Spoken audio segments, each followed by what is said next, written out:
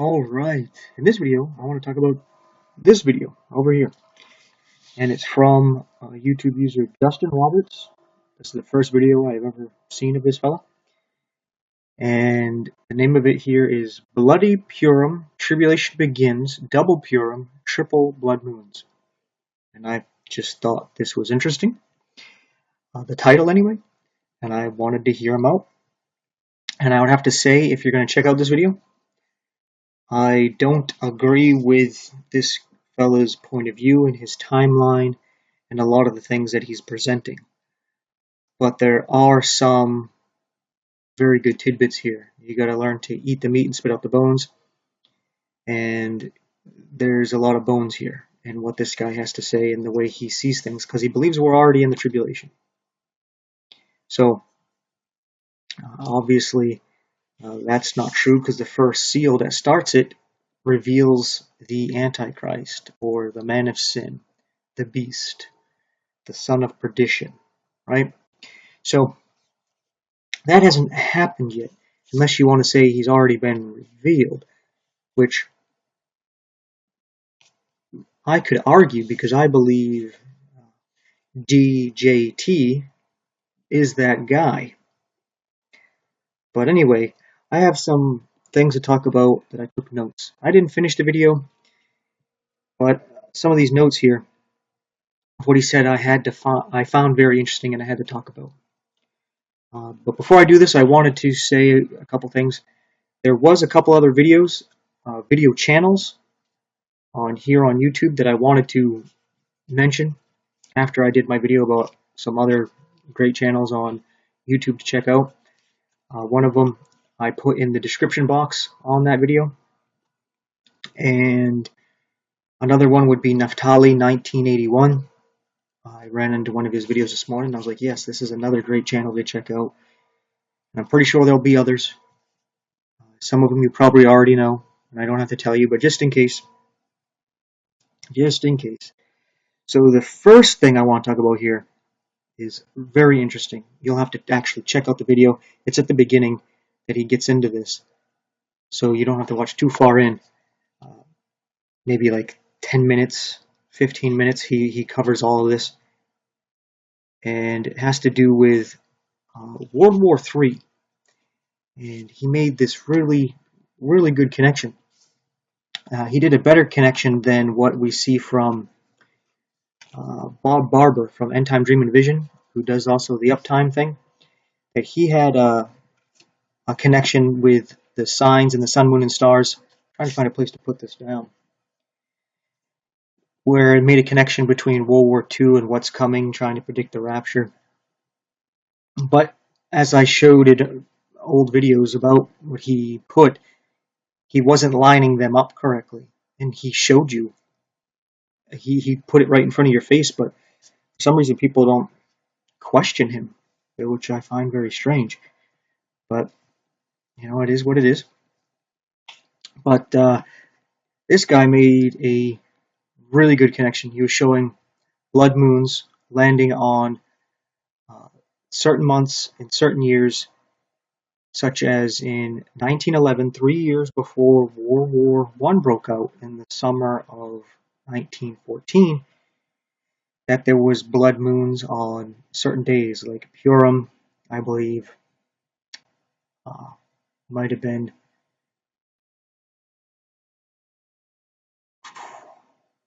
I want to say around trumpets time, and I don't remember the third one. And then he was showing this happened all in 1911, and then the years leading up to 1914, there were still things going on, such as eclipses landing on certain months, and Venus being in Leo, and all these different things where the planets and stars and constellations, all these stuff happened in between 1911 and 1914, before World War I broke out. And I was like, okay, well, that's interesting. But then it's like, hey, but check this out. 3 years before World War II broke out, the same things started to happen. The blood moons on the same months at the same times, these Jewish feasts, the same eclipses happened. The Venus was in Leo again. The same thing happened up 3 years before World War II, leading up to it. And then he was saying, well, take a look at this. 2023, these signs started to line up again. And we're seeing it all line up where everything is landing in the same places with these blood moons and these eclipses, and with Venus and Leo again, showing us that if this is truly a sign of world war, since it happened 3 years, it started 3 years before World War I broke out, and then again 3 years before World War II, so we have two witnesses there. Well, then we should expect that the summer, so like a July, August of 2026, should be World War III. And I was like, I can't argue with that. I mean, that lines up, that makes sense. We'll have to wait and see. But I couldn't find any holes in his argument on that. The only thing is that he would bring up that, hey, that represents a certain seal being removed, and we're basically already in the seals being opened, and he believes in some kind of mid-trib, I think, rapture, or maybe he thinks of it as a post-trib, pre-wrath rapture. That's what it seems to be his view, and that's why his timeline on the way he presents things is off. But I think these things where he was seeing the signs in the sun, moon, and stars are lining up and make sense, right? That's why I hear people out. I hear people out who disagree with me, as long as they're, reasonable people, and such as a video like this where they're just trying to explain themselves and why they believe what they believe. I'll hear them out, because even if they don't have 100% of the truth, doesn't mean they don't have any truth or have anything that couldn't correct me. For an example, there's atheists who obviously I don't agree with on a lot of things, but some things they would be right on, where they say, hey, well, look at the hypocrisy in the church. Look how they wouldn't call it lukewarm, but look how it's lukewarm, and how it's done all these things throughout history, mainly looking at the Catholic Church as if it's Christian, like looking at crusades and inquisitions, when they basically killed the true Christians all throughout that time. But they never think of that.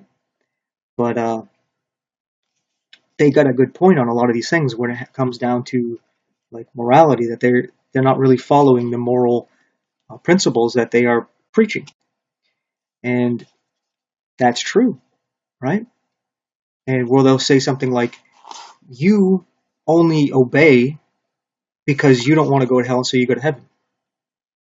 Like, that doesn't make you a good person, because you're just doing it for yourself, right? Kind of like if you go to the soup kitchen just so you can get votes in whatever political thing you're running, right? That doesn't make you a good person just because you did the soup kitchen. You did it to get votes, right? That's a very good point. They're correct on that, right? So they have some truth, and that truth there convicts them about, I'm going to stay away from these people who aren't following this obvious truth, especially when it comes to something like morality. I just realized I don't think I used this mic when I did this, so forgive me if the audio is messed up. I'm not used to using it, so I don't always make sure I set it on here to make sure it's being used. So if the audio is a bit messed up, like it has been, I'm sorry about that. I just realized when I looked over real quick that I don't think I had the setting here for this mic. And if I did have it set up and you just heard me tap on it, I'm sorry about that as well. But anyway, with that being said, the next note here, which I thought was one of the more interesting ones, because he doesn't see it the same way I see it, because he doesn't believe in a pre-time of Jacob's trouble rapture of the church, that all of this stuff that's about to happen has to do with Israel, and Israel coming back to God to accept Jesus Christ and accept him as not only their Savior but their King. Now, he was showing that in 2016 we saw some signs in the stars around November, right? And it was actually November 11th, 2016, we saw the sign. And then he was like, check out what happens after. 9 months later, you know how it's interesting how we were looking at Hanukkah, because it's 9 months, 10 days, or about 40 weeks after Passover, showing that the conception happens at Passover and then the birth at Hanukkah. Okay, that looks like a good time for the rapture, or at least the birth is finished, right? All the people who will be saved by the gospel have been saved, and maybe they'll get raptured shortly after that, such as like a Purim or something. I don't know. But it's definitely something I'm looking at, especially since Hanukkah hasn't even happened yet, because we're just entered the 9th month, if anybody who's been paying attention. But anyway, I'm kind of throwing a lot of information at you real fast. But getting back to this, in 2016, uh, the 28th, I got that back, it was 28th of November, there was a sign. 9 months later was what he was saying is the birth. It was very interesting because that happened on September 23rd. Remember, 2017, that's where all people were getting into this whole, hey, the rapture's coming. This is going to happen at the Feast of Trumpets. And I was thinking about this, and I was like, this is very interesting because he was saying that, well, 2025 is coming into the 8th year, but you can do a year for a day or a day for a year, and it's the 8th day since the child's been born. And when he said it's the 8th day from the child being born, it clicked. And I'll tell you what clicked, which might be clicking with you as well when I just said it. But another thing I thought was interesting is that right at that time, November of 2016, was when Donald Trump won and got into office. And I believe that he is that man of sin. So while everything was happening spiritually with the child being born, giving us a sign that the end is coming, guess who gets into office? Right? And we read in Revelation 12 that when the child is born, there's a dragon that rises up to try to devour the child as soon as it is born. And then when he was in office, right when he's leaving, all of a sudden we have this planned out demic happen. And now that he's back in office, we're hearing the same things happening again in China, which looks like we'll have to go through this whole thing all over again. Or maybe they just want to get us worked up thinking that it will happen again. But I find that very interesting that it happens as soon as he's back in. But anyway, back to the 8th day. So 2025, where the child would be in the 8th day. What happens in Judaism on the 8th day of the child's birth? Well, what's interesting, on the 8th day of your life, you'll actually create the most, I think it has something to do with vitamin K in your blood. And it's the most you'll probably ever have naturally in your blood for your entire life. And what it does is help blood clots. So if you get cut, it will clot it real fast and real easy and cause a scab or what have you. And that's the same day that they will circumcise male children and bring them into the covenant.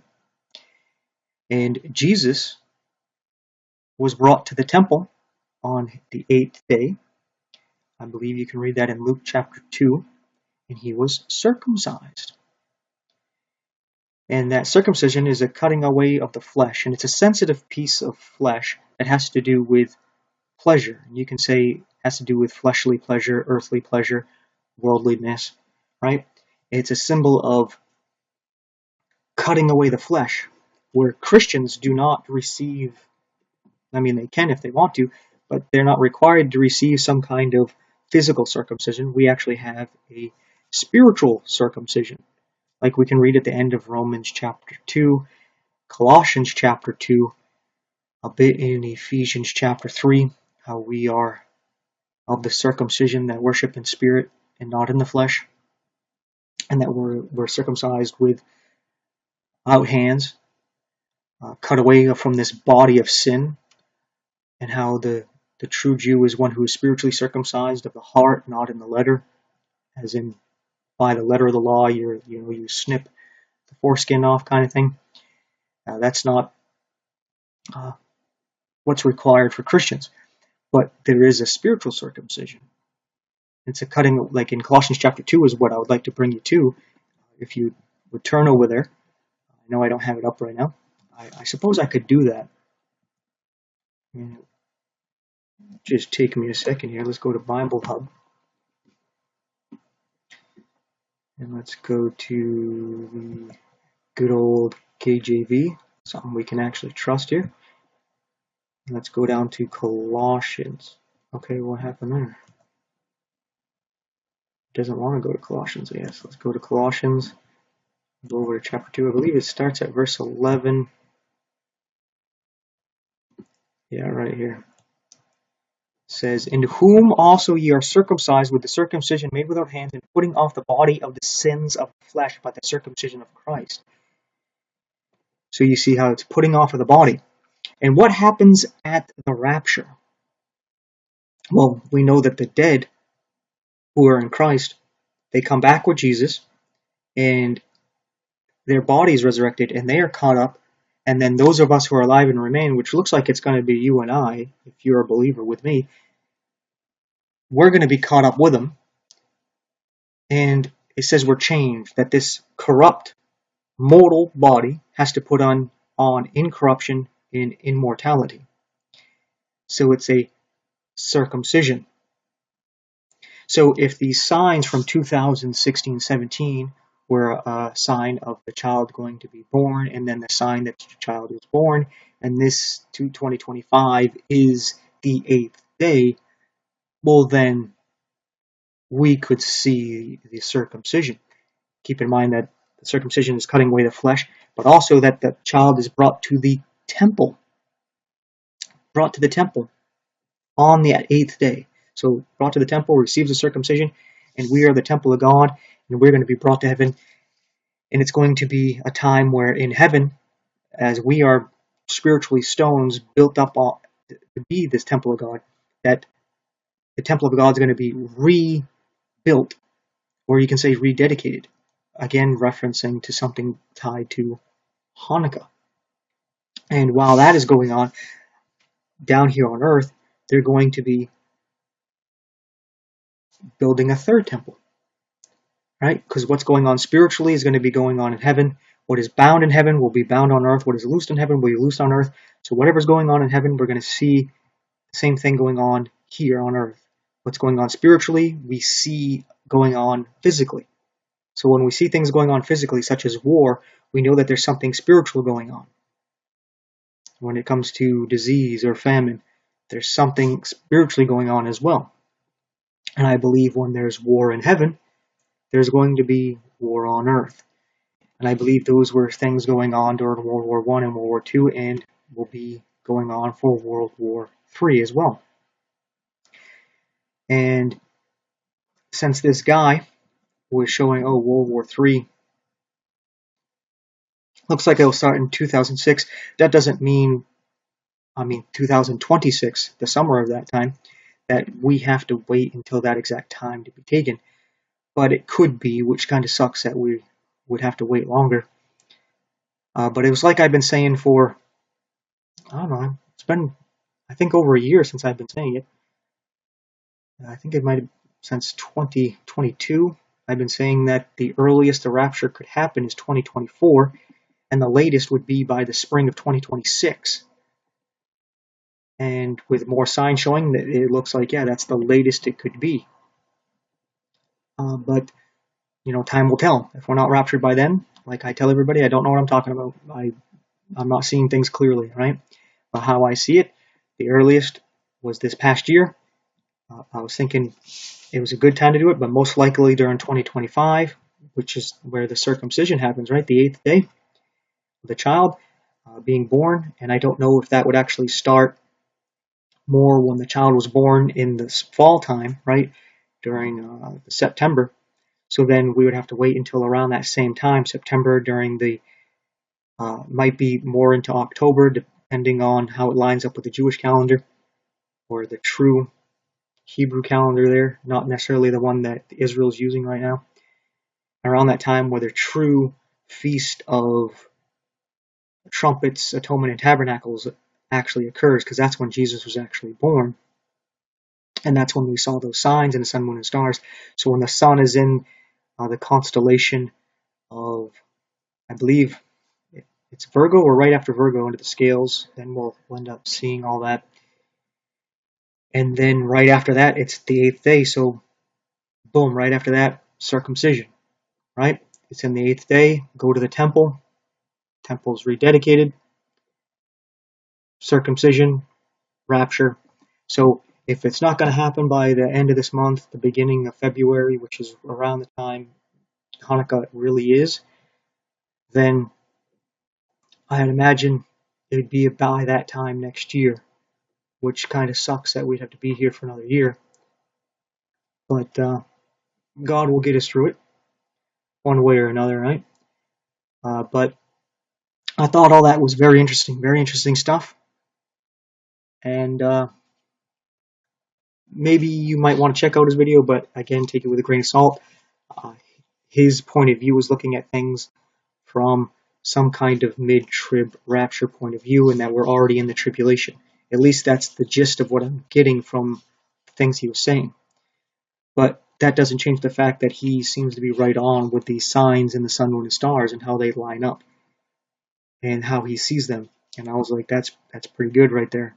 I think he sees that pretty good, or pretty well, pretty clearly. And the next thing, which is just something minor, but he brought up, he said Nibiru. I remember hearing about Nibiru, like it's just a strange planet that is another planet in the solar system that people don't know about because it's behind the sun or something like that and has a really long orbit. And when it comes close to the Earth, it causes catastrophes. And he was referring to it as the throne of God.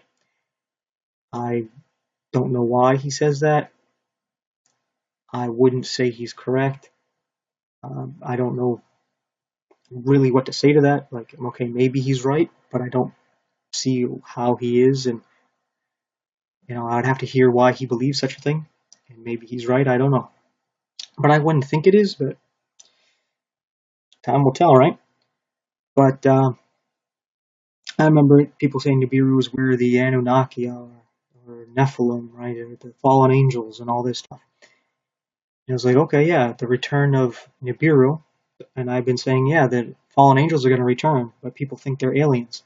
And it is actually what they think Nibiru is, these aliens. Nibiru has the Anunnaki, these aliens that came and helped civilize the world and taught people how to plant and do makeup and medicine and all these other different things, working with metal and wood and what have you. And it's actually the fallen angels that did this. But the Book of Enoch, you can check that out. Not that I'm saying that that's inspired, but it basically refers to the same thing, but refers to them as what they are, actual angels, not aliens. And yeah, he was saying when this Nibiru comes, it's going to, I guess, be around the Earth for 5 months. He was saying, yeah, that's when like the Earth is going to crack open. And during those 5 months, he was saying, Revelation, what is it, 15? Where out of the bottomless pit, these weird creatures come out and they torment the people who do not have the seal of God for 5 months, where these people will want to die, but they can't.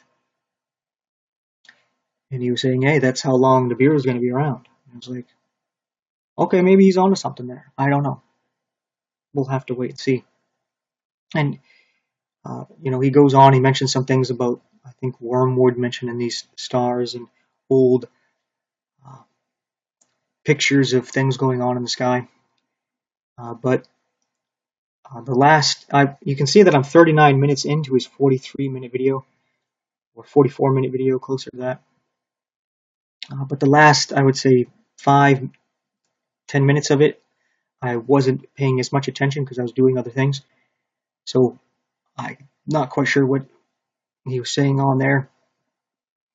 And obviously I didn't finish the video.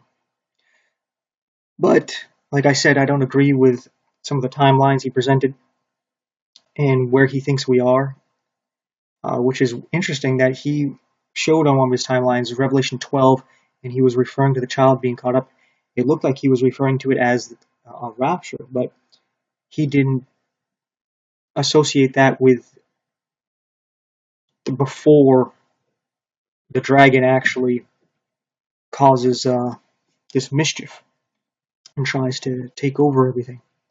That the child is caught up before the dragon actually is cast down and does what it is going to do. So I thought that was interesting that he kind of sees it, but I guess he doesn't see it clearly. Because he also mentions, I think briefly, the church in Revelation 4 and 5 as if it's in heaven. He seemed to allude to that. So that's why I can't quite pinpoint what he believes, but looking at his timeline that he presented, it didn't line up. So, but like I said, that's the first video I checked out from him. I thought these things were interesting. You might think they're interesting. You might want to check it out. But like I said, eat the meat, spit out the bones. Same thing with me. I believe that I'm correct on everything, but that doesn't mean I am, right? Because there's times where I thought this was going to happen, that was going to happen, and it didn't, right? And I was hoping we were already gone, 2024, right?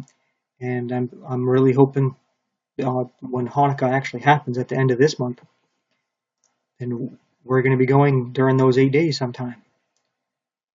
And maybe on that 8th day, right? When you have the circumcision on the 8th day of the male child's birth.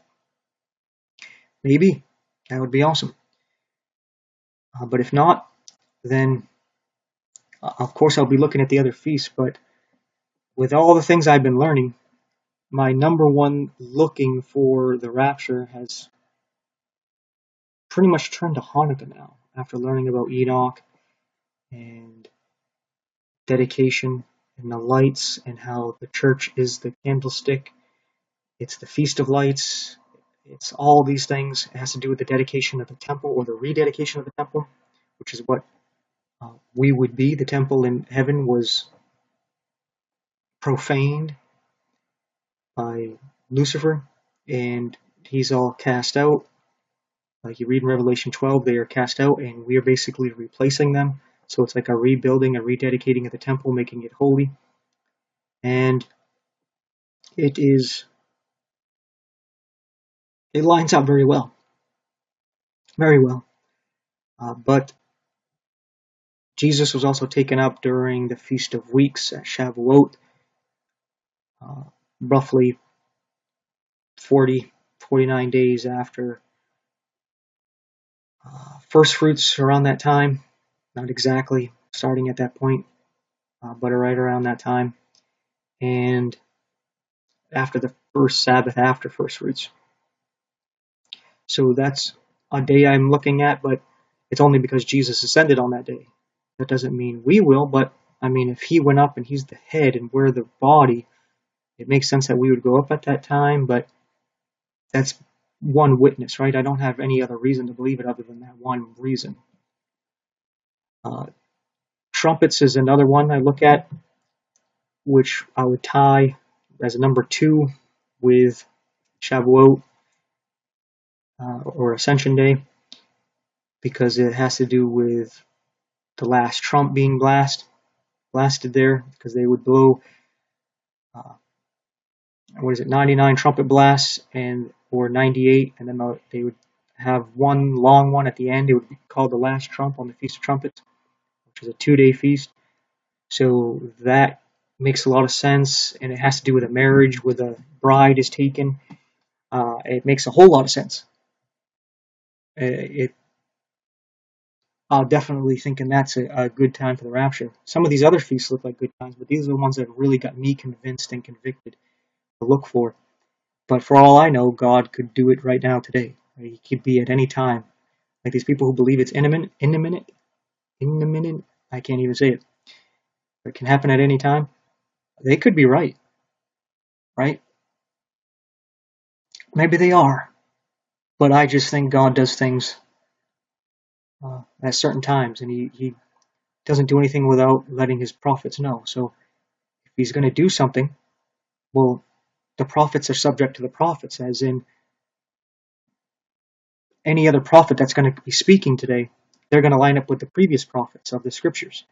So there's not going to be anything that they're going to presenting that's new. It's just going to unfold what's already there to help us better understand it. Right? Kind of like the New Testament helps us understand the Old Testament. It doesn't change it, redirect it, add or remove from it. It explains it. So that shows the New Testament being subject to the prophets, right? So I think one of the feast days, some kind of timing with that, it would be something that not only would catch the world's attention, which the rapture would obviously do, but it would draw people's attention to Israel, the Jews, because it would happen at a time that would be their feast. And it would draw people back to God's calendar and his timing. And it would get people to look to those things. Because if God just did it right now, people would be like, oh, that's strange. The rapture happened. It would get their attention. But if it happens on a specific day that lines up on the feast days, it's going to draw people's attention to Israel and to their beliefs so that they're going to look to them to come to God, which is what they're going to have to do during that time. So that seems to make some sense why that would happen, but that doesn't mean that's how God's going to do it. It just makes sense to me, right? And I imagine it may make a little bit of sense to you. But yeah, I'm done rambling on here. I might check out some more of what this guy has to say, even though I don't agree with him on his point of view. But the things that he's seeing, I think he lines that up pretty well. And I'll try to remember with this mic here to actually set it so I'm using it so that you hear me better. Hopefully you hear me well enough on this video. But with all that being said, thanks for watching. Take care. And please continue to support.